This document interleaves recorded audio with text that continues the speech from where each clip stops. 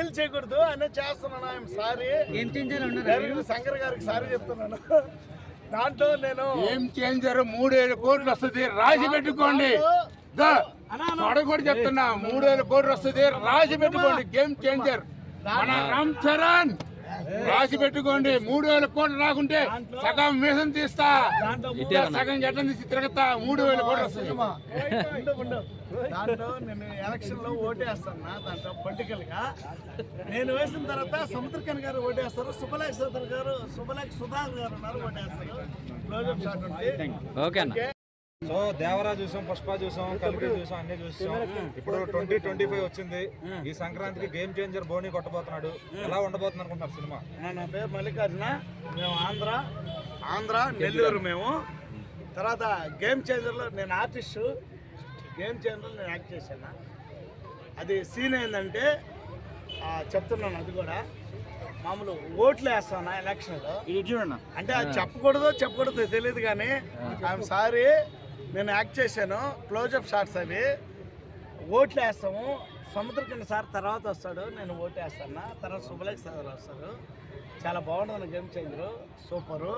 దాంట్లో యాక్ట్ చేశాను. మీరు ఓటేస్తారా, రిగ్గింగ్ చేస్తారా? దాంట్లో ఓటేస్తాను. విగ్గింగ్ కాదు, ఓటేస్తాను. తర్వాత రామ్ చరణ్ కలవలేదు. నా ఉన్న వాసన చెప్తున్నా, రామ్ చరణ్ కలవలేదు. ఏంటంటే వాళ్ళు బౌన్సర్లు అన్నీ ఉంటారు. గేమ్ చేంజర్లో కూడా యాక్ట్ చేశాను. షూటింగ్ ఎక్కడ జరిగింది? షూటింగ్ మామూలు బూత్ బంగ్లాలో జరిగింది. చూసారా రామ్ చరణ్?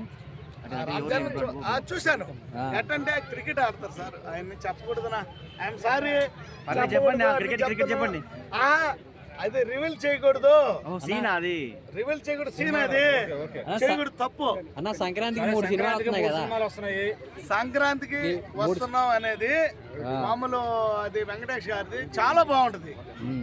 నా ఒపీనియన్ అది చాలా ఫ్యామిలీ కుటుంబ కథా చిత్రం అది. తర్వాత బాలయ్య బాబు గారిది డాకు మహారాజు వస్తుంది. దాంట్లో బాలయ్య బాబు గారు నేను పక్కనే ఉండి జైల్లో సీన్ చేశాను. ఆ 3 సినిమాల్లో ఏది హిట్ అవుతుంది అనుకుంటున్నారు? చాలా సౌమ్యశీలి. బాబు గారు కోపగస్తులు అనుకుంటారు. చాలా తప్పునది.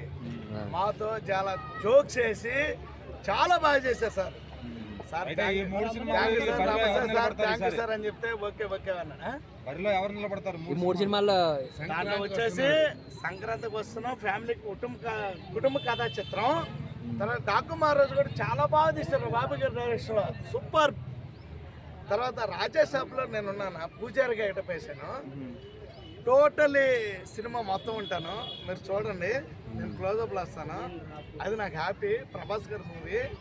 తర్వాత వాళ్ళ ప్రభాస్ గారు నానమ్మ ఉంటారు, వాళ్ళతో కలిసి నేను క్యారెక్టర్ చేశాను. ప్రభాస్ గారు మేనత్ ఉంటుంది, మేనత్ గారు ఆమెతో కలిసి నేను క్యారెక్టర్ చేశాను. నాకు అది నా జన్మకి చాలనా. ఓకే, ఆ సినిమా మూవీస్ అన్నీ రిలీజ్ అయిన తర్వాత మంచి పేరు వస్తుందని